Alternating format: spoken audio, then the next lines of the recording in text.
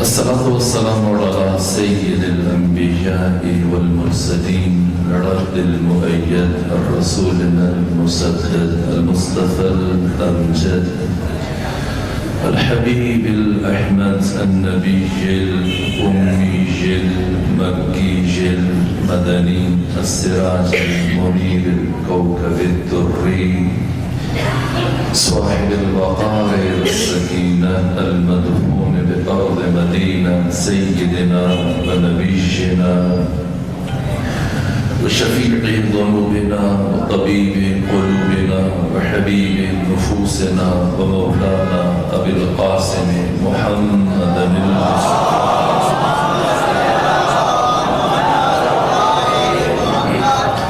وأهل بيته الأطيبين الأطهرين الأنجلين المعصومين المظلومين ورحمة الله على أحبابهم وأصحابهم وشيرتهم ومحبيهم ومواليهم أجمعين ولعنة الله على أعدائهم ومنكري فضائلهم وراسبي حقوقهم من جمع عداوتهم إلى الآن ومن الآن إلى قيام يوم الدين وبعد يوم الدين أما بعد فقد قال حق سبحانه في القرآن بسم الله الرحمن الرحيم إنا أعطيناك الكوثر فصل لربك وانحر إن شانئك هو الأبتر صلوات شيخنا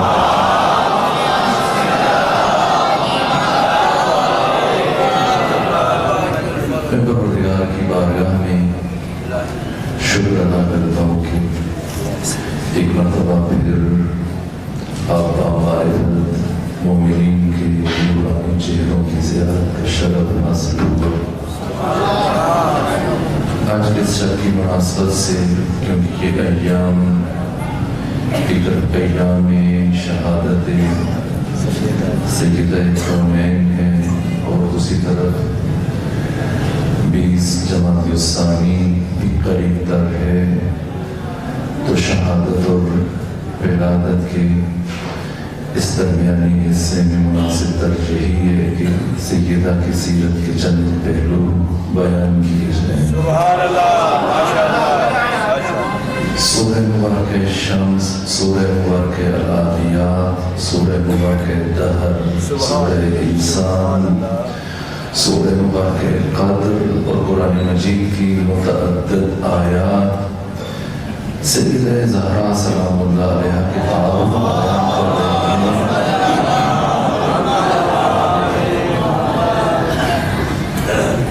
سیدہ زہرا کی معرفت کے لیے ہمارے پاس جامع ترین، مستند ترین منبع، ماخذ، گنجینہ، خزینہ اور مصدر خود قرآن ہے۔ اور قرآن نے قدم قدم پر اس بی بی کا تعارف پیش کیا، اور انہی آیات اور انہی سورتوں میں سے ایک سورہ جو خاص ہے سیدہ زہرا سلام اللہ علیہ کے ساتھ، وہ سورہ مبارکہ کوثر ہے۔ سورہ کوثر قرآن حکیم کا سب سے چھوٹا سورہ ہے، 3 آیتوں پر مشتمل ہے، 8 سے 10 الفاظ استعمال ہوئے ہیں، اور ان میں سے چند حروف اور لربکا، اس کے علاوہ جتنے بھی کلمات اس سورہ میں استعمال ہوئے، پلٹ کر دوبارہ ان میں سے کوئی کلمہ قرآن حکیم میں دوبارہ تکرار نہیں ہوا۔ اعطینا کا اسی سورہ میں ہے، پھر قرآن میں دوبارہ پلٹ کر پروردگار نے یہ لفظ استعمال نہیں کیا۔ لفظ کوثر صرف اسی سورہ میں ہے، شأن کا اسی سورہ میں ہے، فصل اسی سورہ میں ہے، وانحر اسی سورہ میں ہے۔ اب تک قرآن کے الفاظ بار بار تکرار ہوتے ہیں، لیکن یہ الفاظ پلٹ کے دوبارہ نہیں آئے۔ 3 آیتیں، مختصر ترین سورہ، لیکن کیا شان اعجاز رکھتا ہے، کیا شان ایجاز رکھتا ہے، کیا فصاحت و بلاغت کی رفعت اور جو عروج و معراج کی بلندیوں میں فائز ہے کہ قرآن حکیم کا ایک بڑا حصہ نازل ہو چکا، اس کے باوجود ختمی مرتبہ نے کبھی وہ کام نہیں کیا جو سورہ مبارکہ کوثر کے نزول کے موقع پہ انجام دیا۔ کیا کیا؟ جیسے سورہ کوثر نازل ہوئی، پیغمبر گرامی اسلام نے اس سورہ کو املا کروایا اور لے جا کے خانہ کعبہ کی دیوار کے ساتھ آویزاں کر دیا۔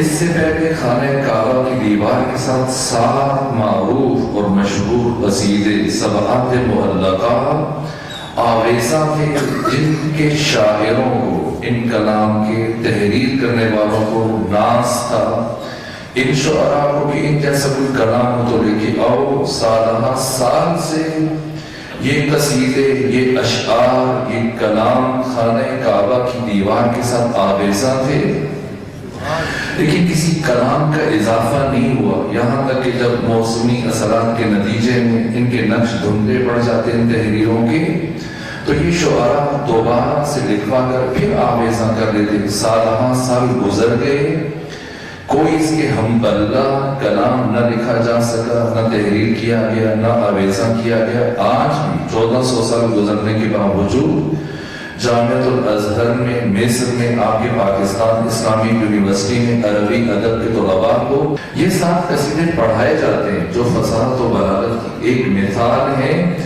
یہ 7 قصیدے کئی سالوں سے آویزاں تھے، لیکن جیسے ہی سورہ مبارکہ کوثر کا نزول ہوا، ختمی مرتبہ نے سورہ کو املا کروایا۔ املا کرانے کے بعد خانہ کعبہ کی دیوار کے ساتھ آویزاں کیا۔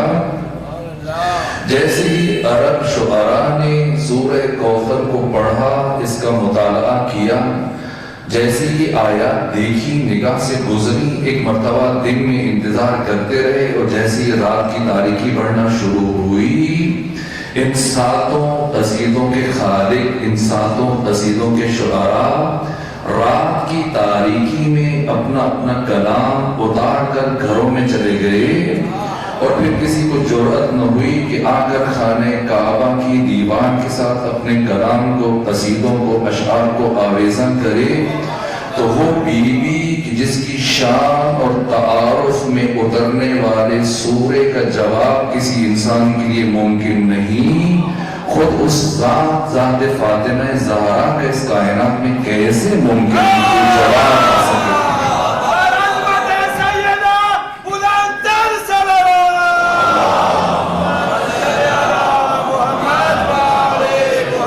آج کی اس مجلس میں یہ سمجھنے کی کوشش کرتے ہیں کہ سیدہ زہرا کون ہے؟ پروردگار نے اس حقیقت کوثر کو اس روئے زمین پر کس مرحلے میں اتارا، کیا فلسفہ ہے، کیوں بھیجا، کون سا مقصد ہے جسے حاصل کرنے کے لیے حق تعالیٰ نے اپنے سب سے بڑے راز کو عیاں فرمایا۔ پیغمبر گرامی اسلام کے 4 بیٹے ہیں۔ آپ کا ایک بیٹا ابراہیم جناب ماریہ قبطیہ جو آپ کی کنیز ہیں ان کے بدن سے پیدا ہوا۔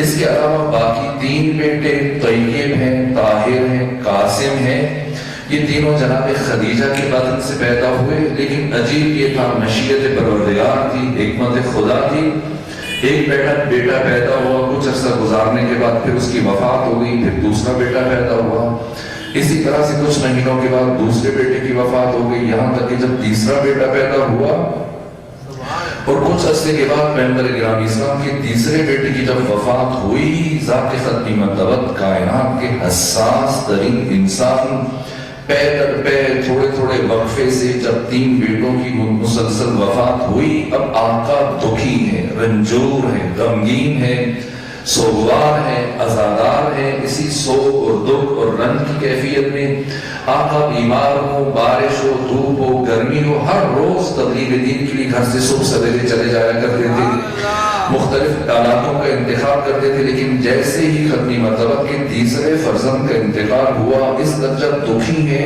غمگین ہے، حزین ہے کہ صبح سے لے کے مغرب کا وقت داخل ہو گیا، لیکن آقا گھر سے باہر تشریف نہیں لے کے گئے، اور آپ کے تیسرے بیٹے کے وفات کی خبر مکہ میں پھیل چکی تھی۔ اور جب یہ خبر آپ کے بدترین دشمن عمرو ابن عاص امیر شام کے وزیر، اس کے باپ عاص بن وائل کے کانوں تک پہنچی، اس نے سارے کام چھوڑے اور صبح سے جیسی اسے اطلاع ملی، آ کر پیغمبر گرامی اسلام کی گلی میں آپ کے گھر کے باہر کھڑا ہو گیا، تاکہ جیسے ہی حضرت باہر تشریف لائیں اور اس کی نگاہ پڑے تو یہ چوٹ لگائے، زبان کے زخم لگائے۔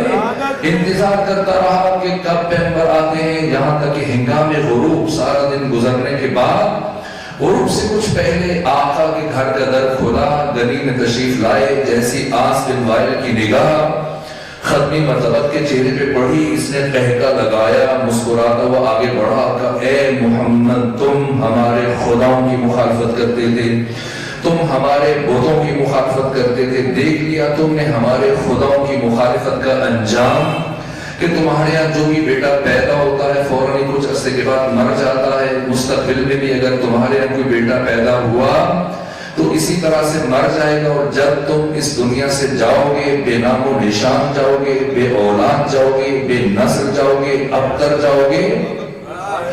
وہ محمد مصطفیٰ کی جنہوں نے آج تک دشمن کے بڑے سے بڑے وار کو برداشت کیا، ساحر کہا گیا، جادوگر کہا گیا، دیوانہ کہا گیا، گالیاں دی گئی، پتھر برسائے گئے، حالت نماز میں اوجری اور گوبر آپ کے اوپر پھینکا گیا، آپ کو شہر بدر کیا گیا، ساری تکالیف برداشت کی، کبھی بھی جبین رسالت مآب پر شکن نہ آئی۔ لیکن آج جب کہ ختمی مرتبت پہلے سے دکھی ہے، غمگین ہے، سوگوار ہے، اور اس سوگ اور غم اور حزن کی کیفیت میں جب گھر سے باہر تشریف لائے اور دشمن نے اپنی زبان کا زخم لگایا، تو قلب نازنین نے رسالت مآب پر چوٹ لگی، آنکھوں سے اشک رواں ہوئے اور اپنے ہاتھ آسمان کی طرف بلند کر دیے، گویا اللہ کی بارگاہ میں اس دشمن رسالت کا، اس گستاخ رسول کا شکوہ کر رہے ہوں۔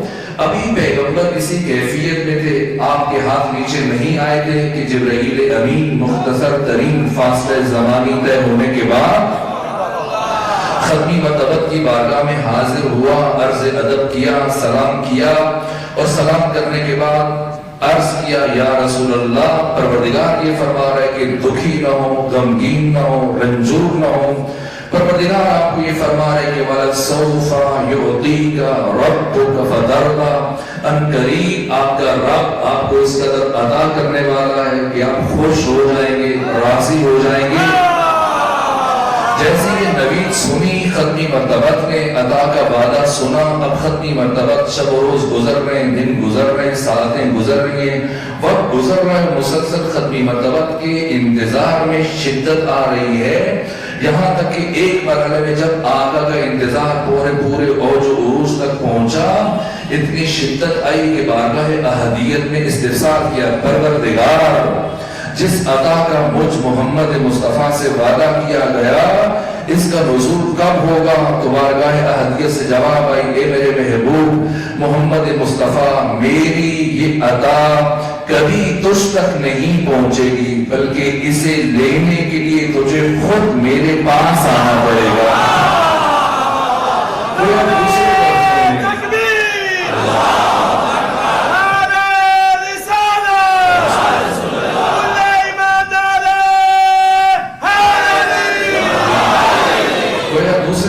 پروردگار یہ فرما رہا ہے، اے میرے محبوب محمد مصطفیٰ، یہ قرآن کی آیتیں نہیں ہیں کہ جو آپ کا تعاقب کریں کہ آپ سفر میں ہو تو سفر میں آ جائیں، حضر میں ہو تو حضر میں آ جائیں، دیس میں ہو تو دیس میں آ جائیں، پردیس میں ہو تو پردیس میں آ جائیں۔ نہ، میری اس عطا کا حامل بننے کے لیے، میری اس عطا کو حاصل کرنے کے لیے آپ کو میرے پاس آنا پڑے گا۔ آخر کیا ہے فلسفہ معراج؟ کیوں پروردگار نے اپنے محبوب محمد مصطفیٰ صلی اللہ علیہ وآلہ وسلم کو اس انتہائی بلندی پر پہنچایا، اس انتہائی بلندی پر بلایا؟ آخر کون سی ایسی بات ہے جو پروردگار زمین پر ہوتے ہوئے اپنے محبوب محمد مصطفیٰ سے نہیں کہہ سکتا؟ کون سی ایسی امانت ہے جو پروردگار زمین پر اپنے محبوب کے لیے نہیں بھیج سکتا؟ خود راز معراج سے سیدہ زہرا نے پردہ اٹھایا۔ یہ وہ حدیث ہے جسے آیت اللہ تقی مصباح یزدی نے، آیت اللہ وحید خراسانی نے، خود خمینی بت شکن نے، بڑی برجستہ شخصیتوں نے اپنی اپنی کتابوں میں ذکر کیا۔ کیا فرمایا؟ سیدہ زہرا نے اپنے نور کی تخلیق کا آغاز کیسے ہوا؟ فرمایا ان اللہ تعالی خلق نوری، پروردگار نے میرے نور کو خلق فرمایا، وَكَانَ يُسَبِّحُ اللَّهُ تَعَالَى سُبْحَانَهُ، جس کے بعد میرا نور حق تعالیٰ کی تسبیح میں، بندگی میں، عبادت میں، راز و نیاز میں مشغول ہو گیا، قرب خدا میں، جوار پروردگار میں۔ میرا نور سالہ سال کا تصور نہیں ہے، بات سمجھنے کے لیے اللہ کی تسبیح میں، اللہ کی بندگی میں، اللہ کے راز و نیاز و عبادت میں، تسبیح و تمجید و تحلیل الہی میں مشغول رہا، یہاں تک کہ ایک مرحلے میں پروردگار نے ثم استودع نوری فی شجر من اشجار الجنہ، پھر پروردگار نے میرے نور کو اپنے قرب سے اٹھایا اور جنت کے درختوں میں سے ایک درخت میں منتقل کر دیا، جس کا نتیجہ یہ ہوا کہ فَأَضَاءَتْ، تو وہ درخت روشن ہو گیا، چمکنے لگا، نورانی ہو گیا۔ وَإِذَا دَخَلَ أَبِي مُحَمَّدْ لَيْلَةَ الْمِعْرَاجِ فِي الْجَنَّةِ، اور جب شب معراج میرے والد بزرگوار محمد مصطفیٰ جنت میں داخل ہوئے، الہمہ اللہ الیہ الہاماً، تو اللہ نے میرے بابا کے دل پر یہ الہام کیا، کیا یا ایھا الرسول کل من تلک الشجرہ، اے رسول اس درخت سے کھا لیجئے، فَأَكَلَ أَبِي، تو میرے بابا نے اس درخت سے، جیسا کہ امام صادق نے بیان فرمایا کہ وہ درخت ہے، خود امام باقر سے ایک انصاری نے پوچھا عبد الملک بن مروان کے دور میں کہ جنت کے درخت، جنت کے درختوں سے متعلق، جنت کے پھلوں سے متعلق آپ کے نانا کی بیان میں نے سنا ہے کہ ان میں سے کچھ کم نہیں ہوگا، انسان جو چیز کھائے گا دوبارہ اگلے ہی لمحے وہ چیز اس درخت پر موجود ہوگی، وہ پھل موجود ہوگا، کوئی کمی نہیں آئے گی۔ تو یہ کیسے ممکن ہے کہ انسان کھاتا رہے لیکن اس میں کمی نہ آئے؟ امام کے سامنے چراغ تھا، امام نے فرمایا اس کی چراغ کی مثال، اس نے کہا کہ کیا دنیا میں اس کی کوئی مثال دے سکتے ہیں؟ امام نے چراغ کی طرف اشارہ کیا کہ یہ چراغ اٹھاؤ اور اس سے بیسیوں سینکڑوں لاتعداد چراغ روشن کرو، وہ بھی روشن ہو جائیں گے، اس میں بھی کچھ کمی نہیں آئے گی۔ جنت کے درختوں کی مثال اسی طرح سے، لیکن یہ وہ واحد درخت ہے، درخت طوبہ، کہ جس پر سے فقط ایک سیب تھا، آقا کو بلایا گیا، ختمی مرتبہ آئے اور پھر سیدہ فرمانی ہے فَأَكَلَ أَبِي، میرے بابا نے کھا لیا. تو اس طرح سے ثُمَّ اسْتَوْدَأَ نُورِي إِلَى صُلْبِ أَبِي مُحَمَّد، تو یوں پروردگار نے میرے نور کو اس درخت سے میرے بابا کے صلب میں منتقل کر دیا. نور مصطفیٰ اس کائنات میں کیسے ظاہر ہوا؟ انبیاء کے پاکیزہ اسلام سے ہوتا ہوا آخری مرحلہ میں حضرت عبداللہ کے صلب تک پہنچا، وہاں سے یہ نور دنیا میں مترشح ہوا. نور علی ابن ابی طالب نور مصطفیٰ کے ساتھ ہم سفر رہا، جناب عبد المطلب کے صلب تک یہ نور اکٹھا اور اس کے بعد الگ ہوا، اور نور علوی جناب ابو طالب عمران کے صلب تک پہنچا، دنیا میں آ گیا. لیکن نور فاطمہ زہرا، کیا پروردگار نے نور فاطمہ زہرا کو کسی نبی کے صلب سے گزارا؟ نہ، غیرت الہیہ نے یہ گوارا نہیں فرمایا کہ نور فاطمہ زہرا کو کسی نبی کے صلب سے گزارے. نہ، اپنے جواب سے اس درخت میں منتقل کیا، اور پھر جبرائیل سے بھی نہیں کہا کہ تم لے کے جاؤ. نہ، جنت کی ساری نعمتیں جبرائیل لے کے آتا رہا، کپڑے جبرائیل لے کے آتا رہا، کھانا جبرائیل لے کے آتا رہا. جنگ احد میں علی ابن ابی طالب کی تلوار ٹوٹی، کون لے کے آیا؟ ذوالفقار جبرائیل لے کے آیا. وہ پروردگار جس سے بھی بہشتی میں نور فاطمہ زہرا کو منتقل کیا، جبرائیل کے ہاتھ بھیج دیجئے، کیوں پیغمبر کو بلایا؟ تو غیرت الہیہ نے یہ گوارا نہیں فرمایا کہ جس سے بھی بہشتی میں نے نور فاطمہ زہرا کو ودیعت کیا ہے، اس سے کسی معصوم فرشتے کا ہاتھ لگ جائے. اور خود پیغمبر کو بلایا، آئے. اب سیدہ فرماتی ہیں فَأَكَلَ أَبِي، میرے بابا نے کھا لیا. ثُمَّ اسْتَوْدَأَ نُورِي إِلَى صُلْبِ أَبِي مُحَمَّد، تو یوں پروردگار نے میرے نور کو اس درخت سے میرے بابا محمد مصطفیٰ کے صلب میں منتقل کر دیا، اور وہ دنیا میں تشریف لائے. اور پھر یہ نور منتقل ہوا جناب خدیجہ کی طرف، الى خدیجہ بن خویلد، اور یہ نور منتقل ہوا جناب خدیجہ کی طرف. فَوَضَعَتْنِي، پھر میں دنیا میں آ گئی، لیکن میری حقیقت کیا ہے؟ انا من ذالک النور، میں وہی نور ہوں جو قرب خدا میں اللہ کی تسبیح کر رہا تھا، اللہ کی بندگی کر رہا تھا، جو خدا کے پاس راز و نیاز میں مشغول رہا. میں وہی نور ہوں، اعلم بما کان وما یکون وما هو کائن الی یوم القیامہ، جو سب جانتا ہے، جو ہوتا رہا ہے، جو ہو رہا ہے، جو قیامت تک واقع ہوگا، جو بعد از قیامت واقع ہوگا، اور جو نہیں واقع ہوگا. نور فاطمہ زہرا سب سے باخبر ہے. یہی تو وجہ ہے، میں نے روایتوں میں دیکھا کہ ایک دن امیر المومنین گھر میں تشریف لائے، سیدہ زہرا کو سلام کیا، اور سلام کرنے کے بعد کہا کہ اے فاطمہ، آج میرا جی چاہ رہا ہے کہ آپ میرے قریب آئیں، آ کے بیٹھیں، اور میں آپ کو اس کائنات کے اسرار، رموز، علوم اور معارف بتاؤں. سیدہ اپنے مقام سے اٹھی، آ کر امیر المومنین کے قریب بیٹھ گئی، اور بیٹھنے کے بعد کہا اے علی، آپ میرے شوہر ہیں، آپ میرے امام ہیں، آپ ولی خدا ہیں، آپ مفترض الطاعہ ہیں، آپ کی اطاعت کو اللہ نے مجھ پر واجب قرار دیا. اگر جو آپ فرمائیں گے تو فاطمہ سن لے گی، لیکن اگر آپ مجھے اجازت دیں تو جو آپ فاطمہ کو سنانا چاہتے ہیں فاطمہ آپ کو سنا دے گی.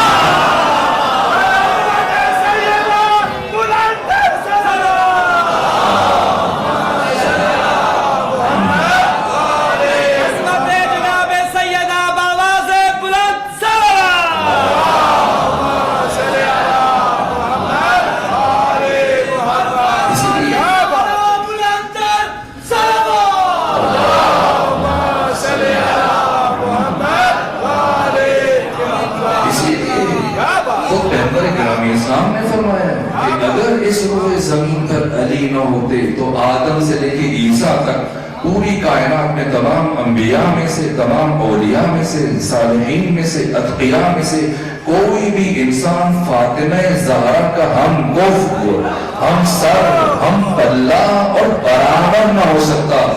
یعنی علی ابن ابی طالب سارے کمالات لے کر فاطمہ زہرا سے افضل نہیں ہے، برابری کی منزل میں. علم علی علم فاطمہ برابر ہے، معرفت علی معرفت فاطمہ برابر ہے، شجاعت علی شجاعت فاطمہ برابر ہے، عبادت علی عبادت فاطمہ برابر ہے. مگر کون سی ایسی خاتون ہے جو عبادت میں کسی مرد کے ساتھ برابری کر سکے؟ اس لیے کہ مہینے کے بہت سارے دن خاتون نماز نہیں پڑھ سکتی ہے.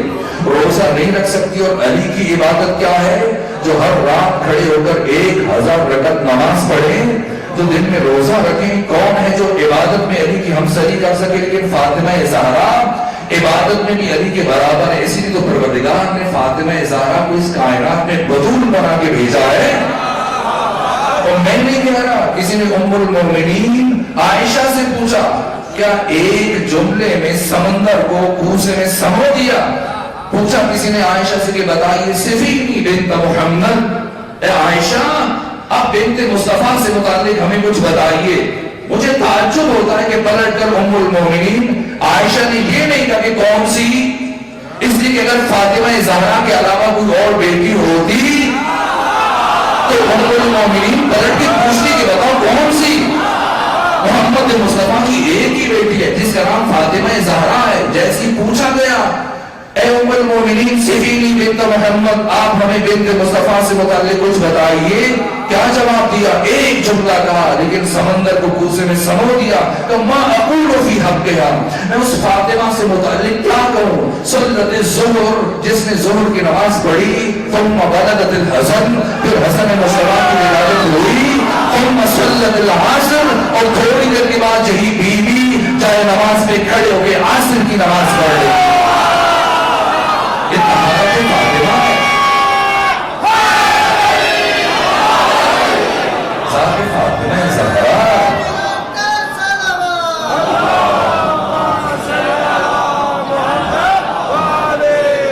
ذات سیدہ، سر اندر سر، راز اندر راز، حجاب اندر حجاب۔ ذات فاطمہ حقیقت ناشناختہ ہے، فہم بشر سے مابرا ہے، ادراک انسانی سے بالاتر ہے۔ کیا ہے فاطمہ؟ کیا ہے عزت فاطمہ؟ کیا ہے عظمت فاطمہ؟ کیا ہے مقام فاطمہ؟ فرشتے کے ذریعے سے نور نہیں بھیجا، اس سے تو نہیں بھیجا، یہ اہتمام ہے سیدہ سے متعلق۔ خود ذات فاطمہ اور پروردگار جس شے کو اس بیوی کے ساتھ منسوب کرتا چلا گیا، کیا حرمت ہے اس کی۔ ابھی دیکھیں کتنی بڑی تعداد میں آپ یہاں پر تشریف فرما ہے، لیکن کبھی اکیلے بھی تو ہوتے ہوں گے، ہوتے ہیں۔ کبھی ایسا وقت بھی آتا ہے کہ انسان کے ساتھ کوئی بھی نہیں ہوتا، بالکل تنہا۔ آتا ہے آپ پہ ایسا وقت؟ کیا نہیں آتا؟ اس بات میں تھا کہ ہاں آتا ہے، لیکن ایسا وقت کبھی نہیں آتا۔ اس لیے کہ انسان سمجھتا ہے کہ وہ اکیلا ہے، لیکن اکیلا نہیں ہوتا۔ یہ دکھ تو اسد اللہ خان غالب کو بھی کھا گیا کہ پکڑے جاتے ہیں فرشتوں کے لکھے پہ ناحق آدمی کوئی ہمارا، دم تحریر بھی تھا۔ یہ تو دو فرشتے بٹھا دیے ہیں جو دیکھتے ہیں لکھتے ہیں، کاش کوئی انسان ہوتا جسے نیند بھی آتی ہے، اونگ بھی آتی ہے، تھکتا بھی ہے، انسانوں کی مجبوریاں بھی سمجھتا ہے۔ یہ تو جو دیکھتے ہیں دھڑ دھڑ لکھتے چلے جا رہے ہیں۔ انسان اکیلا نہیں، زندگی بھر موت تک کوئی بھی انسان اکیلا نہیں ہے۔ چلے مر گیا، اب تو اکیلا ہو گیا، اور ہم نے قبر کے باہر لکھ دیا آخری آرام گاہ۔ لیکن نہ، یہاں پہ بھی انسان اکیلا نہیں ہے۔ چین سے سو رہا تھا میں، کس نے مجھے اٹھا دیا، یہاں بھی ستانے آ گئے، کس نے پتہ بتا دیا، پتہ بتانے والے نے بتایا ہے کہ یہ صاحب ابھی ابھی آئے ہیں، تو یہاں منکر و نکیر پہنچ گئے، ڈیوٹیاں بدل گئی۔ جہاں کرامن کاتبین ہے دنیا میں، قبر میں منکر و نکیر ہے۔ اور انسان قبر میں بھی اکیلا نہیں، جب اٹھے گا تو کیا خود سے اٹھ کے چلا جائے گا معاشر کی طرف؟ نہ، قرآن کیا فرماتا ہے؟ فرشتے اٹھائیں گے۔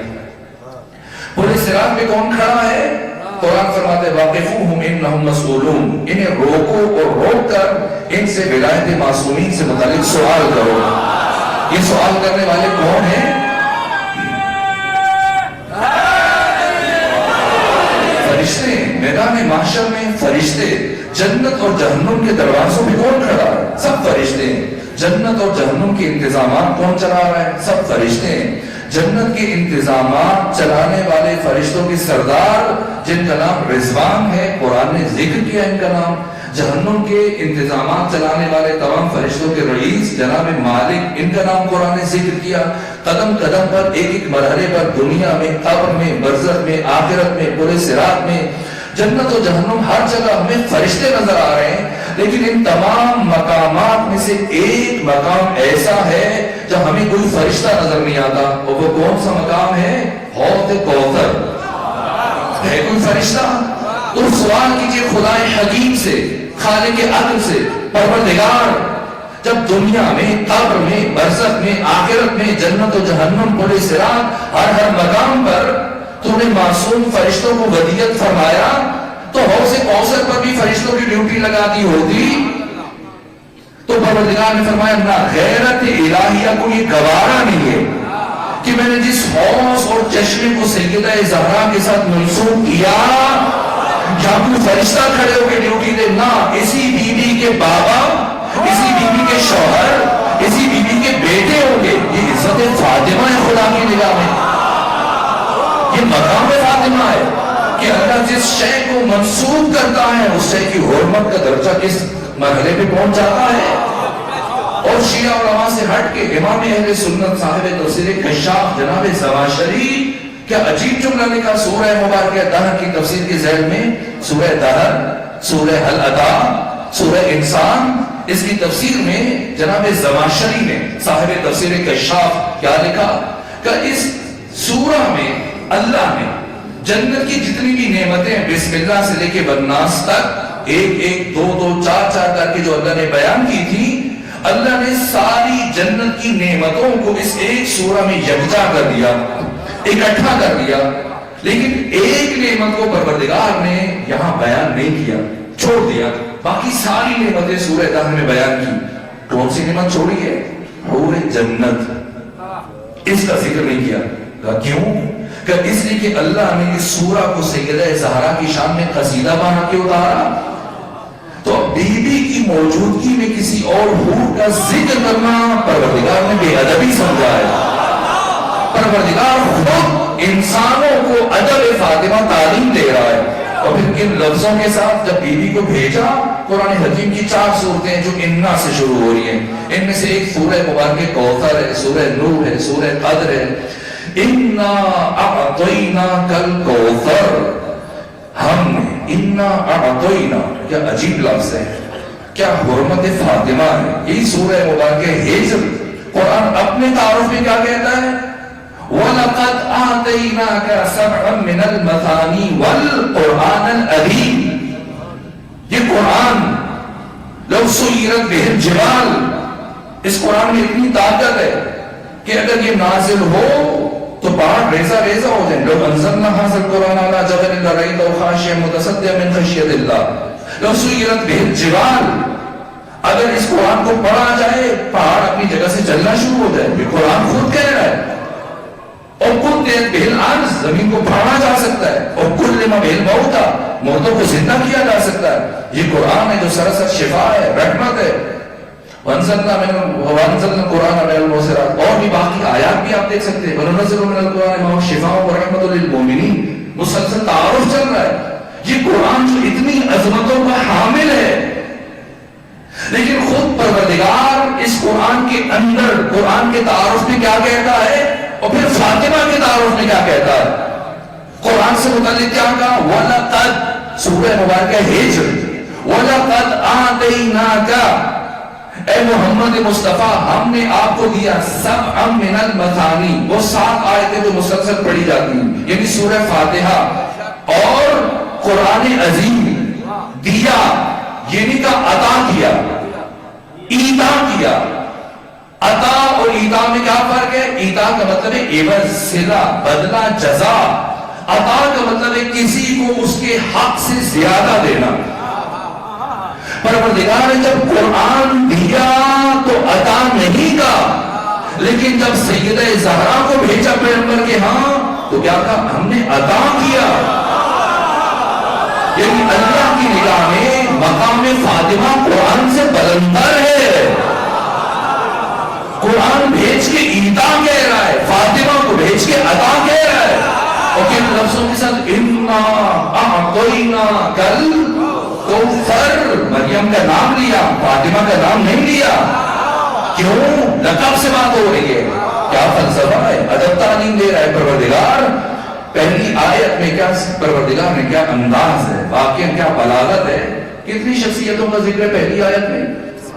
پہلی آیت میں انا اعطیناک الکوثر، شاید جہاں سے آگے نہ بڑھ پائے، 4 شخصیتوں کا ذکر ہے ایک آیت میں۔ کتنی مختصر آیت ہے، بات بھی کہہ دی پروردگار نے اور 4 ہستیوں کا ذکر کر دیا. سب سے پہلے اپنا انا بتحقیق ہم اعطینا کا پیغمبر کی بات ہوگی, اپنے محبوب کی بات کی, ہم نے عطا کیا. عطا کہہ کے سیدہ کو بیان کیا. ایک عطا کرنے والا, ایک جسے عطا کیا جا رہا ہے, ایک خود عطا اور ایک اور شخصیت کا تعارف بھی کیا. یہ بلاغت قرآنی ہے. ورنہ پروردگار انی اعطیتک سے بات شروع کرتا. پروردگار خدا وحدہ لا شریک یہ بھی تو کہہ سکتا تھا انی اعطیتک الکوثر, میں نے آپ کو کوثر عطا کیا. لیکن کیا فرمایا؟ انا اعطینا کل کوثر, میں نے نہیں, ہم نے آپ کو کوثر عطا کیا. تو پروردگار تو خدا وحدہ لا شریک ہے, پھر میں کیوں نہیں کہا, ہم کیوں کہا؟ تو اللہ کبھی میں کہتا ہے کبھی ہم کہتا ہے, لیکن مزاج کی وجہ سے نہیں. اللہ کے ہاں مزاج کا تصور نہیں ہے, اللہ کے ہاں کیفیتوں کا تصور نہیں ہے. اللہ سبحان ہے, اللہ کیفیتوں کا خالق ہے, اللہ مزاج کا خالق ہے. یہ ہم ہیں جو کبھی خود کو میں کہہ دے, کبھی ہم کہہ دیں. لیکن پروردگار اگر میں کہتا ہے اس کی بھی حکمت ہے, اگر ہم کہتا ہے اس کی بھی حکمت ہے.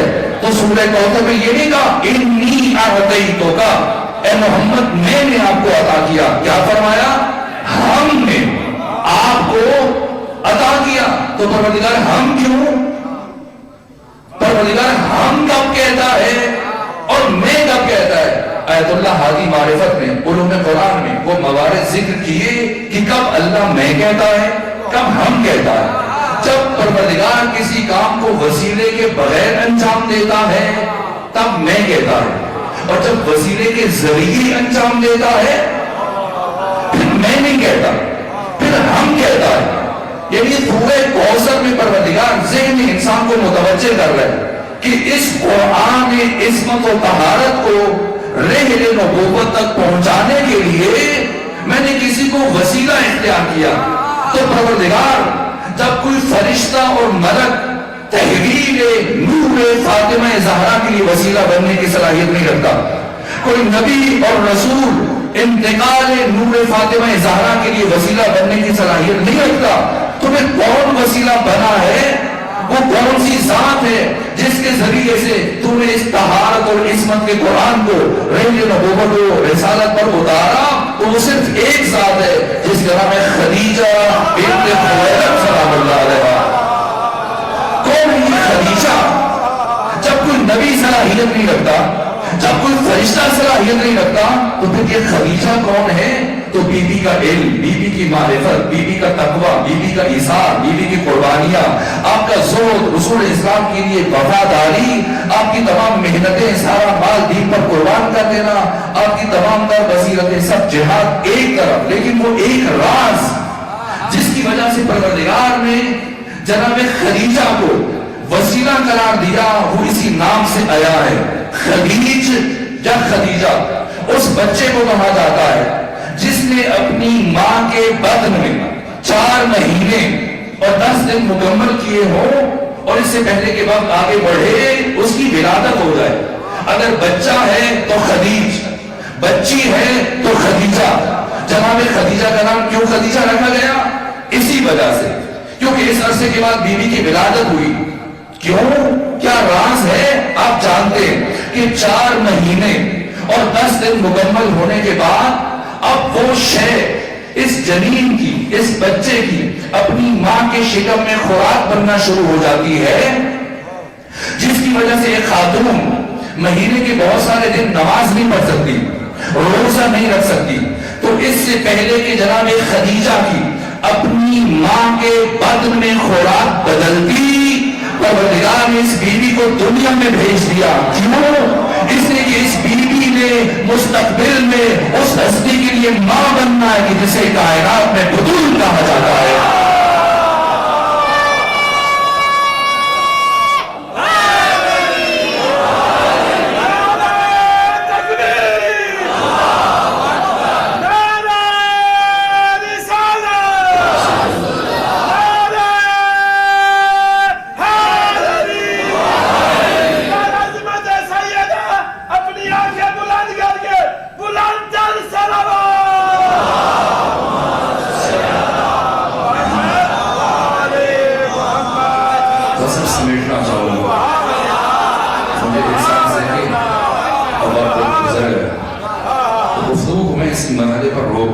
یہ پہلی آیت ہے. تو باقی آیات خود اپنے اندر معارف کا ایک سمندر رکھتی ہیں. لیکن میں روک رہا ہوں اور آپ یہ سوال کر رہا ہوں جوانوں سے, بچوں سے, کہ پروردگار نے اس بیوی کو اس کائنات میں کیوں بھیجا ہے جو خود راز اندر راز ہے. ذات فاطمہ حقیقت ناشناختہ, ذات فاطمہ حقیقت مکنونہ, ذات فاطمہ سربستہ راز ہے پروردگار کا. اللہ کو یہ گوارا نہیں ہے کہ کوئی بھی انسان آنکھ اٹھا کر فاطمہ زہرا کی طرف دیکھے. یہ کنز الامات برادران اہل تسنن کی معتبر کتاب ہے. کیا لکھا ہے کہ قیامت کے دن جب بیوی کے سواری میدان معاشر میں آئے گی, کیا فرمائے گا پروردگار تمام اہل معاشر سے, غضوا ابصارکم, آنکھیں بند کرو, نکسوا رؤوسکم, سروں کو جھکاؤ. کیوں؟ تمام اہل معاشر سوال کریں گے, انبیاء پوچھیں گے پروردگار کیوں یہ حکم دیا جا رہا ہے؟ فرمایا اس لیے کہ فاطمہ زہرا میدان معاشر میں آ رہی ہے. یعنی اللہ کو یہ گوارا نہیں ہے کہ کوئی انسان آنکھ اٹھا کر فاطمہ زہرا کی طرف دیکھے. یہ مشیت پروردگار ہے. تو مشیت فاطمہ کیا ہے؟ فاطمہ وہی چاہتی ہے جو خدا چاہتا ہے, خدا وہی چاہتا ہے جو فاطمہ چاہتی ہے. مشیت میں وحدت ہے, وہ اللہ کی مشیت. اور سیدہ کی مشیت کیا ہے؟ جب پیغمبر نے پوچھا اے بیٹی فاطمہ بتائیے آپ کی زندگی کی سب سے بڑی خواہش کیا ہے؟ کیا جواب دیا؟ کہ بابا صرف ایک خواہش ہے کہ اس زندگی میں کوئی نامحرم مجھے نہ دیکھے اور میں بھی کسی نامحرم کو نہ دیکھوں. جب خدا بھی یہ چاہتا ہے, فاطمہ بھی یہ چاہتی ہے, تو آئے آج مل کے یہ سوچتے ہیں کہ کیا وجہ تھی کہ ایک دن یہی بی بی اپنے گھر سے چلی اور دربار میں آ پہنچی. کیا راز ہے؟ وہ بیوی جو خود چاہتی تھی کہ کوئی نامحرم مجھے نہ دیکھے, آج خود چاہ رہی ہے کہ ساری دنیا کو خبر ہو جائے کہ نبی زادی زندگی میں پہلی مرتبہ گھر سے باہر جا رہی ہے. آخر کیا راز ہے, کیا فلسفہ ہے؟ کیا بی بی باغ فدق کے لیے گئی؟ باغ فدق کے لیے بی بی خلیفہ کے گھر بھی جا کے بات کر سکتی تھی, گفتگو کر سکتی تھی, لیکن نہ, بی بی نے کس جگہ کا انتخاب کیا؟ دربار کا انتخاب کیا. کیوں؟ آخر کون سی وجہ ہے کہ بی بی اس چند درختوں کے لیے, وہ بی بی جو خود مالک جنت ہے, مالک کوثر ہے, مالک کائنات ہے, کہ ہم کے باہر میں جس کے زمین اور سارا پانی دیا گیا وہ چند درختوں کے لیے جائے گی. پھر وہ کون سی وجہ ہے؟ آئیے شکریہ ادا کیجئے اس محسنہ کا. کوئی اور مجبوری نہیں تھی, صرف ایک مجبوری تھی کہ قیامت تک آنے والی نسلوں تک نعمت ولایت کو پہنچا دے. 1,24,000 انبیاء کی محنتوں کو بچانا یہ فاطمہ زہرا کی مجبوری تھی. اور 1,24,000 انبیاء کی ساری محنتیں سب سے پہلے پروردگار نے جناب آدم کو زمین پہ اتارا. 1000 سال جناب آدم زمین پہ رہے, پھر وفات ہوئی. جناب آدم کی وفات کے 6150 سال کے بعد ختمی مرتبہ دنیا میں تشریف لائے. آپ کی ظاہری حیات طیبہ 63 سال ہے. یہ کل تقریباً 7200 سال بنتے ہیں. ان 7200 سالوں میں پروردگار نے 1,24,000 انبیاء کو بھیجا, اور آخری نبی ختمی مرتبہ جب آپ کی زندگی کے صرف 118 دن باقی رہ گئے, 3 مہینے اور 28 دن ماہ ذیقعدہ کے شروع میں پروردگار نے ایک تحریک آمیز لہجہ اختیار کیا, یا ایھا الرسول بلغ ما انزل الیک من ربک, پہنچائیے. وَإِن لَمْ تَفْعَلْ, اور اگر یہ پیغام نہ پہنچایا فَمَا بَلَّغْتَ رِسَالَتَهُ, آپ نے اپنی رسالت کو کوئی بھی کام انجام نہ دیا. یعنی آپ کا اس کائنات میں نبی بن کر آنا نہ آنے کے برابر ہو جائے گا. کیا خیال ہے امت مسلمہ کا؟ اگر رسول کی ایک بات نہ پہنچائیں تو وہ رسول نہیں کہتے, ان کا آنا نہ آنے کے برابر ہو جائے گا. اور امت باقی سب باتوں پہ عمل کرے اور اس ایک بات کو چھوڑ دے, اس امت کا کیا بنے گا؟ یہ ایک بات جس پر ختمی مرتبہ کی رسالت موقوف ہے. تمام انبیاء کی محنتوں کا خلاصہ نظام ولایت ہے، جس کا میدان خم غدیر میں اعلان کیا گیا۔ علی سے لے کے مہدی تک ان سب کی ولایت یہ صرف شیعوں کی میراث نہیں ہے، یہ اسلام کی میراث ہے، پوری انسانیت کی میراث ہے۔ قیامت تک آنے والے انسانوں پر عدل و انصاف کی حکومت کا انتظام ہے، سعادت بشر، نجات بشر کا ضامن ہے۔ غدیر صرف ایک نعرہ نہیں ہے، ولایت صرف ایک مفہوم نہیں ہے، صرف عقیدہ نہیں ہے، ولایت ایک نظام ہے بشریت کی دنیا و اخروی نجات کے لیے۔ اس نظام کو متعارف کروایا 48 دن پہلے غدیر سے اور 70 دن غدیر کے بعد، اور جیسے ختمی مرتبہ نے یہ اعلان کیا اب صورتحال یکسر بدل گئی۔ پہلے سے بہت سارے افراد متوجہ تھے اور ان 70 دنوں میں کتنی بڑی بڑی تبدیلیاں آئیں، اور بالخصوص آخری 4 دنوں میں 24 صفر بروز جمعرات پینگا کی بیماری شروع ہوئی اور پھر پیر کے دن ختمی مرتبہ کی وفات ہوئی۔ ان 4 دنوں میں کیا کیا ہوا؟ کتنی سازشیں ہوئی، میٹنگز ہوتی تھی مسلسل دنوں میں راتوں میں، کس طرح سے حق کو اس کے محور سے ہٹا دیا جائے۔ ایک طرف انصار لگے ہوئے ہیں، ایک طرف مہاجرین لگے ہوئے ہیں، ایک طرف بنو امیہ لگے ہوئے ہیں۔ عجیب حالات ہیں مملکت اسلامی کے، مدینہ کے اندر ہر طرف ایک عجیب کیفیت ہے۔ یہی ہوا، ادھر ختمی مرتبہ کی 28 صفر بروز پیر وفات ہوئی، ادھر سقیفہ بنی سعدہ میں انصار فوراً سے جمع ہو گئے۔ بعد میں سیدہ نے دربار میں انصار سے سوال کیا، تمہیں کیا ہوا؟ تم نے تو اسلام کے لیے بڑی قربانیاں دی تھی، پھر تم نے یہ کیا کیا کہ ادھر ختمی مرتبہ کا جسد مبارک پڑا ہے، ادھر تم سقیفہ بنی سعدہ میں پہنچ گئے۔ کیا جواب دیا؟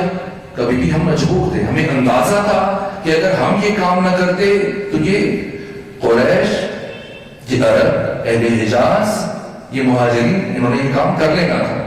اس لیے جب آپ تک پہنچنی نہیں تھی تو ہم نے سوچا ہم کر لیتے ہیں، یعنی سب سرگرم تھے۔ دوسری طرف مہاجرین، پھر بنو امیہ، ایک عجیب کیفیت تھی۔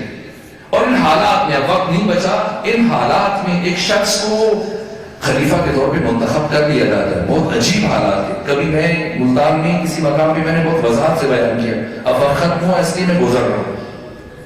یہاں تک کہ ختمی مرتبہ کا جسد مطہر کتنا پڑا رہا، 28 کو وفات ہوئی، 28 کا پورا دن، پھر 28 کی پوری رات، پھر 29 کا پورا دن، پھر 29 اور 30 کی درمیانی شب کی سحر میں جا کے ختمی مرتبہ کو دفن کیا گیا۔ اتنی دیر تک انتظار ہوتا رہا، آئیں سب پڑھنے، کوئی نہ بچے۔ اٹھائیے، کوئی تاریخ اٹھائے، ابن خلدون اٹھائے، یعقوبی اٹھائے، طبری اٹھائے، اصول الغابہ، تاریخ الخلفاء، اور اٹھائیں بڑی بڑی شخصیتیں جن کے نام کیا کوئی ایک فرد بھی آیا ختمی مرتبہ کے جنازہ میں؟ چلے 28 کو نہیں آئے، 29 کو آ جاتے، دن میں مصروف تھے، رات میں آ جاتے۔ 29 اور 30 یعنی منگل اور بدھ کی درمیانی شب سحر میں جا کے ختمی مرتبہ کو دفن کیا گیا۔ حالات ہے۔ اور پھر 30 کے دن کیا ہوا؟ 30 کے دن کیا ہوا؟ بہت عجیب ہے۔ ایک تو حق کو اس کے محور سے ہٹا دیا گیا، اور دوسری طرف اب اگلی خواہش ہے کہ علی ابن ابی طالب کو لایا جائے تاکہ وہ آ کے بیعت کرے۔ یہاں سیدہ کا کردار ہے۔ اسی ایک دن کے لیے پروردگار نے اپنے سب سے بڑے راز کو اس کائنات میں ظاہر کیا۔ جب سب خاموش ہیں، جب ہر طرف سکوت ہے، جب ہر صنف سناٹا ہے، انصار خاموش ہے، قریش کی وقتی منطق کے آگے سرمگو ہو گئے۔ مہاجرین کسی کو منتخب کر چکے، پہلے 4 افراد تھے، پھر سب شامل ہو گئے۔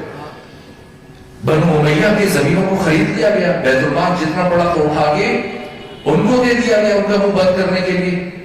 پھر مجبوری میں حکومت چلانے کے لیے فلک کے اوپر ہاتھ صاف کیا گیا۔ اب وہ ساری تفصیلات ہیں، مصرف نہیں جاتا۔ اب بتائیں، جبکہ انصار خاموش ہے، جبکہ مہاجرین خاموش ہیں، جبکہ بنو امیہ خاموش ہیں، جبکہ علی تلوار نہیں اٹھا سکتے، اس لیے کہ علی امام ہے، اور امام کا پہلا اور آخری فریضہ دین کا تحفظ ہے۔ امام نے ہر حال میں دین کا تحفظ کرنا ہے، خواہ وہ تلوار چلا کے بچتا ہے دین تو تلوار چلے گی، اور اگر دین تلوار کو نیام میں رکھ کے بچتا ہے پھر زہرا جیسی زوجہ کے رخسار پہ تماچے بھی لگتے رہے، اب تلوار نہیں چلے گی، اس لیے کہ اب دین کو بچانا ہے.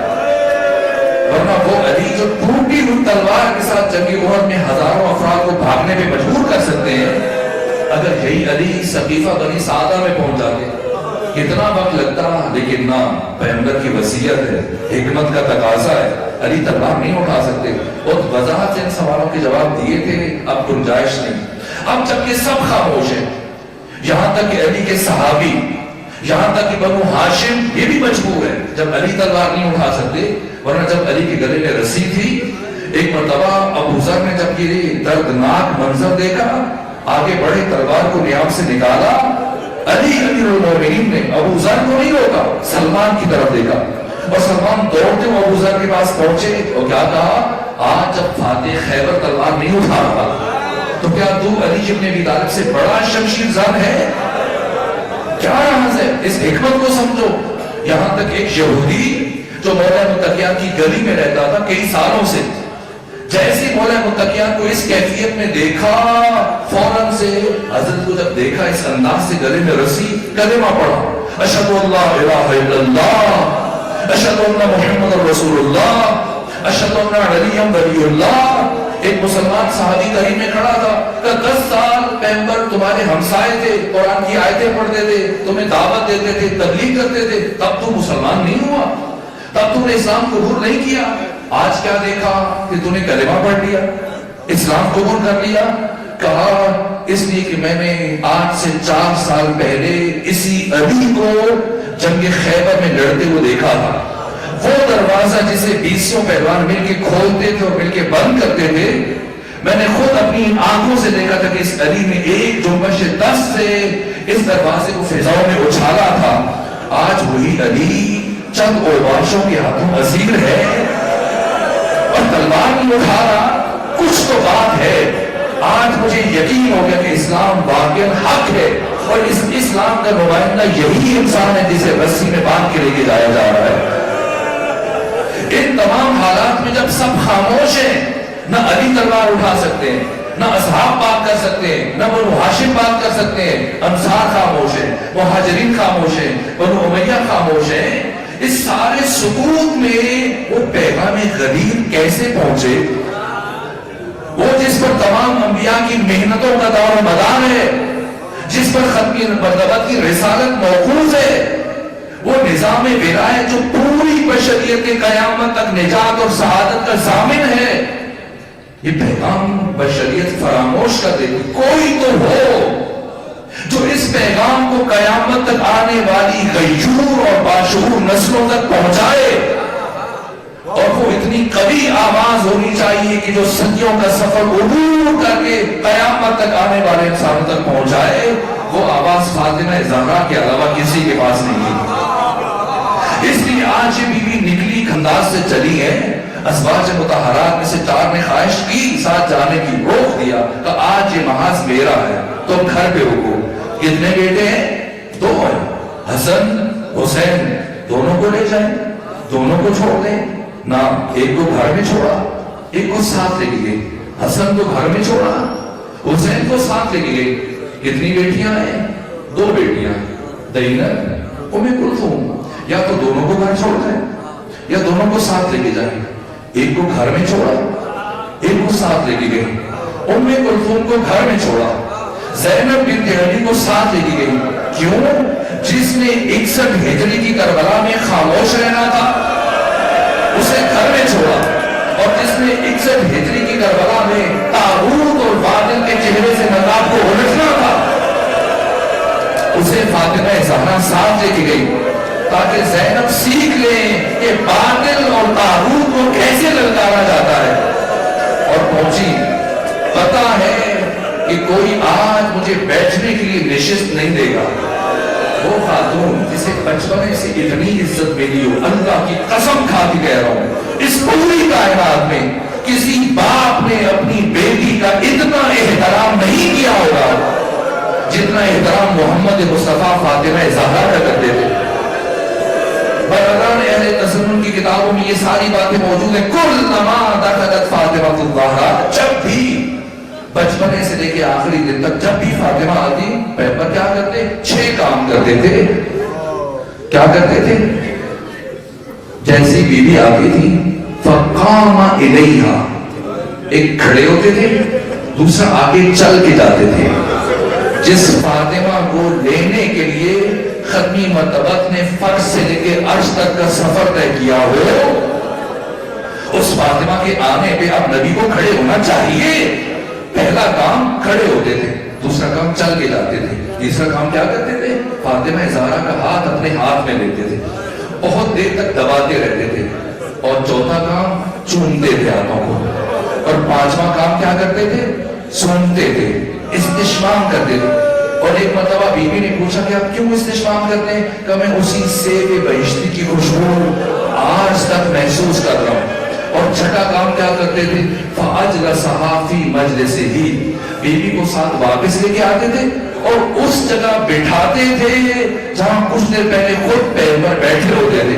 اب مجھے نہیں معلوم کہ فاطمہ کو بٹھانے کے بعد خود ساتھ بیٹھ جاتے تھے یا جتنی دیر فاطمہ بیٹھی رہتی تھی پیغمبر کھڑے رہتے تھے. جس فاطمہ کے آنے پر پیغمبر چل کے جاتے تھے، ہاتھ چومتے تھے، بوسے لیتے تھے، کھڑے رہتے تھے، آج وہی فاطمہ کھڑی ہے، باقی سب بیٹھے ہیں. کیوں کھڑے ہو کے خطبہ دیا؟ اس لیے تاکہ قیامت تک آنے والے ہر باضمیر انسان کے ضمیر پر دستک دے سکے. اور ایسا خطبہ دیا. کیا عجیب خطبہ تھا. میں نے وضاحتیں کی ہیں خطبہ سیدہ کے حوالے سے. عجیب فصاحت و بلاغت کی ایک معراج ہے. کہاں سے بات شروع کی، کہاں تک لے کے گئی، سب سے آخر میں جا کے فلک کی بات کی، ورنہ کہاں سے بات شروع کی ہے. اور کیا عجیب کلمات ہیں. لیکن وقت نہیں بچا، بس اب ختم کروں گا. کیا ہوا؟ جیسے خطبہ دیا، اتنا بڑا خطبہ تھا، ایک مرتبہ حکومت وقت کو ہلا کے رکھ دیا. ادھر بیوی پلٹی، ادھر حاکم وقت نے سمجھ لیا کہ اگر یہ بیوی کچھ دن اور زندہ رہ گئی، اور ایک مرتبہ پھر دوبارہ آ گئی دربار، اور اسی طرح سے لوگوں کو جھنجھوڑنا شروع کیا، تو پھر کچھ ہی دنوں کے بعد ہمیں اس مسند سے اتار دیا جائے گا.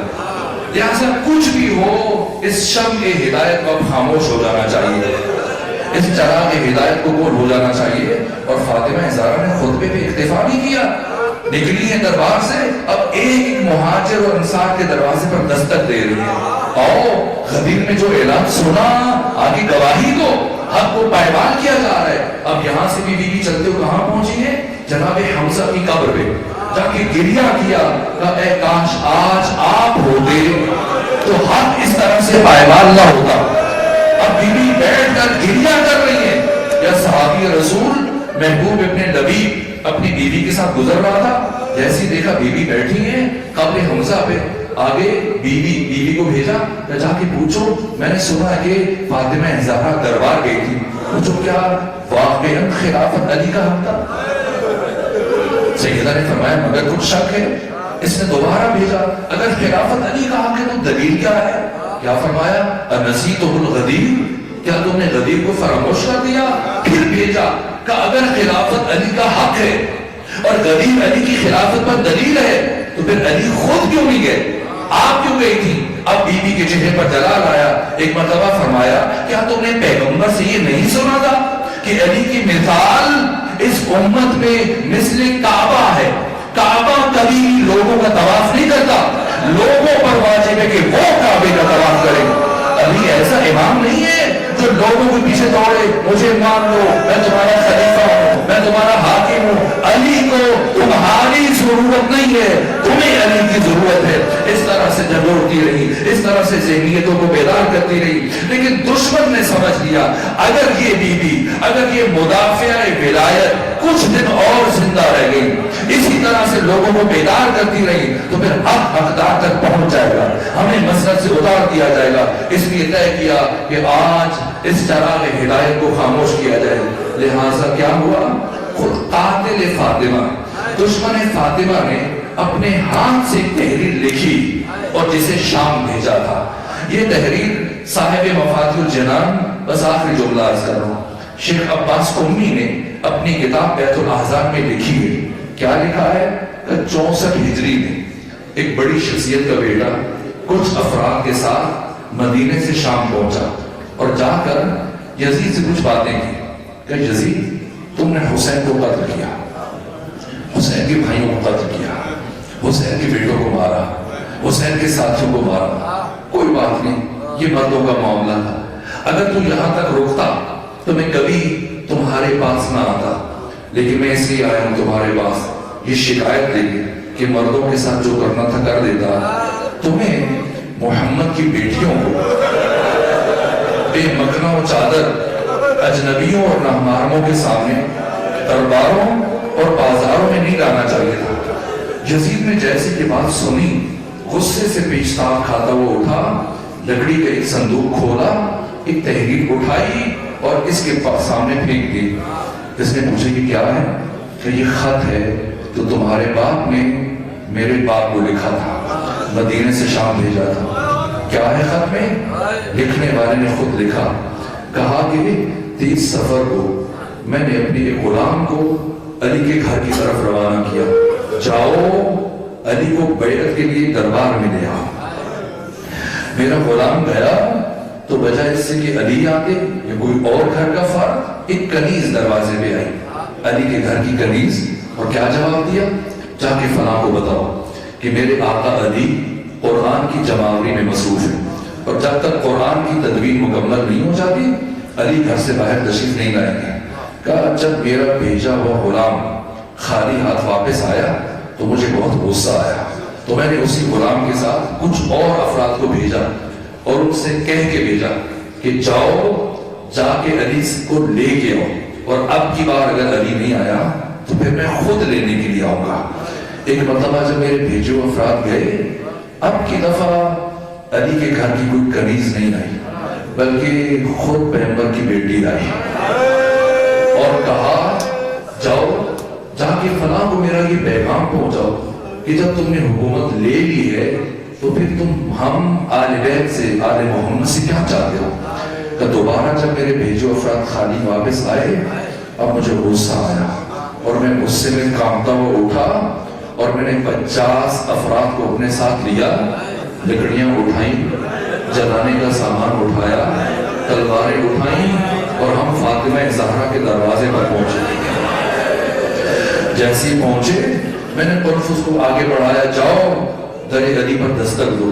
ادھر قنفذ نے دستک دی، میں نے محسوس کیا کہ علی اٹھ کے آ رہے ہیں دروازہ کھولنے کے لیے، لیکن اس سے پہلے کہ علی دروازے تک آتے میں نے محسوس کیا کہ نبی ذاتی علی کے سامنے آ کر رک گئی، اور علی سے کہا اے علی، جب تک میرے بابا محمد مصطفیٰ زندہ رہے کبھی انہوں نے تلوار نہیں اٹھائی، اس لیے کہ وہ حجت خدا تھے اور آپ نے ہمیشہ میرے بابا کا دفاع کیا۔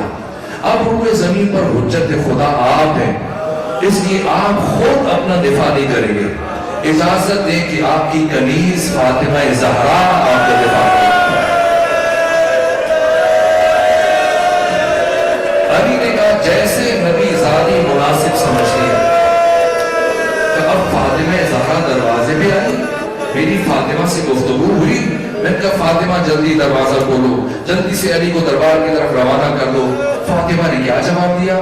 کہ اے فلاں، فاطمہ کی زندگی میں علی کبھی دربار بیعت کے لیے نہیں آئیں گے، مسجد میں بیعت کے لیے نہیں آئیں گے جب تک فاطمہ زندہ ہے۔ کہ علی کو بھیجو ورنہ ہم اس دروازے کو آگ لگا دیں گے۔ ایک مرتبہ فاطمہ نے کہا اس گھر کو آگ لگاؤ گے جس گھر میں تمہارے نبی کی بیٹی رہتی ہے؟ میں نے کہا آگ لگائیں گے اور کسی کی پرواہ نہیں کریں گے۔ بس میں نے اگلے ہی لمحے قنفذ کو اشارہ کیا، آگے بڑھا، در فاطمہ کو آگ لگائی، لیکن میں غصے میں اتنا بھرا ہوا تھا کہ میں نے دروازہ جلنے کا انتظار نہیں کیا، جلتے ہوئے دروازے کو ٹھوکریں مارنا شروع کر دی۔ بس میرے عزیزوں ایک جملہ عرض کر رہا ہوں، ایک مرتبہ دروازہ گرا، یہاں پہنچ کر میں پوچھا کرتا ہوں کہ کیا یہ دروازہ زمین پر گرا؟ اے کاش یہ دروازہ زمین پر گرا ہوتا، لیکن میں کیا کروں؟ امام زمانہ فرماتے ہیں کہ میں اس لمحے کو کبھی نہیں بھلا سکتا جب میری دادی فاطمہ زہرا جلتے ہوئے دروازے اور دیوار کے درمیان تھی اور دروازے کی کیل میری دادی فاطمہ زہرا کے سینے میں پیوست ہو گئی. ادھر دروازہ گرا, ادھر بیٹی کی آواز بلند ہوئی, یا مہدی. اور پھر فضا کو آواز دی, اے فضا جلدی سے میری طرف بڑھو کہ میرا محسن شہید ہو گیا. بس میرے عزیزوں, ادھر دروازہ گرا, ادھر 50 میں سے 11 افراد علی ابن ابی طالب کے بیت الشرف میں داخل ہوئے. اور اب لکھنے والا لکھتا ہے کہ میں آگے بڑھ کر علی ابن ابی طالب کے گلے میں رسی ڈالنا چاہ رہا تھا, لیکن اچانک کیسے مجھے نہیں پتا چلا کہ فاطمہ زہرا کس طرح سے جلتے ہوئے دروازے کے نیچے سے اٹھی اور آگے بڑھ کر میرے اور علی کے درمیان کھڑی ہو گئی. اور کہا, اے فلاں, جا واپس چلا جا, میری موجودگی میں کبھی علی کو اپنے ساتھ مسجد تک نہیں لے جا پائے گا. میں کہا, فاطمہ زہرا درمیان سے ہٹ جاؤ. کہا, اے فلاں, فاطمہ قیامت تک نہیں ہٹے گی. ایک مرتبہ مجھے ترس آیا, میں نے واپسی کا ارادہ کیا, پھر میرے دل پر بغض علی طاری ہوا. میں نے کہا, فاطمہ درمیان سے ہٹو ورنہ ایسا ظلم کروں گا کہ تم خود ہٹنے پر مجبور ہو جائے گی, اب قیامت تک نہیں ہٹوں گی. ایک مرتبہ میں نے اپنا بازو فضا میں بلند کیا اور پھر پوری طاقت سے ایسا تماچا فاطمہ زہرا کے رخسار میں مارا کہ ایک مرتبہ نبی ذاتی بہت دور جا کے گری.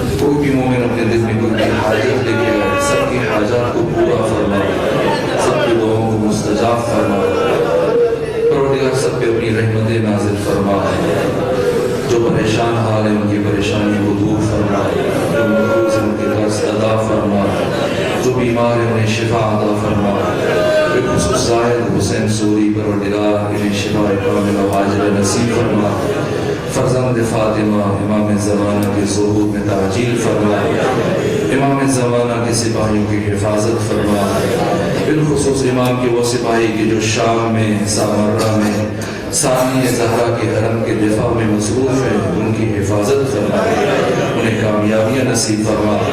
پروردگار تمام مومنین کی تمام دعاؤں کو اپنی بارگاہ میں مستجاب فرما، التماس ہے کہ اپنے تمام مومنین مومنات، شہدائے اسلام، شہدائے کوئٹہ، سردار قاسم سلیمانی، ابو مہدی المحدث، ان کے رفقاء، سب کی ارواح طیبہ کے ایصال ثواب کے لیے، درجات کی بلندی کے لیے ایک مرتبہ سورہ فاتحہ اور سورہ اخلاص کی تلاوت کریں۔